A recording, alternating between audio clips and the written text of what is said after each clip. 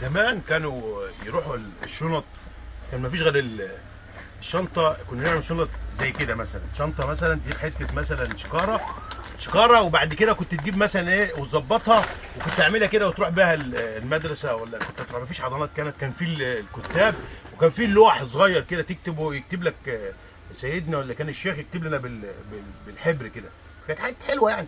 دلوقتي لانش بوكس، وجربوا العيل يديله فيزا هو رايح المدرسه الانترناشونال. يا عم انترناشونال مين يا عم؟ هو يطلع عم زويل يعني؟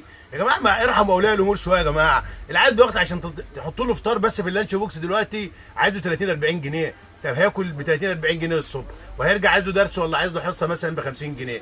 يعني انت كده عايز ميزانيه كبيره لعيل، ما بالك اللي معاه 3 4 عيال هيعمل بهم ايه؟ يا جماعه خفوا على الناس شويه يا جماعه. حتى الامور بتصعب على الناس. بلاش يا جماعه الامور المكلفه اللي مالهاش لازمه. يا عم هاند باك مش هاند باك. خفوا على الناس شويه يا عم.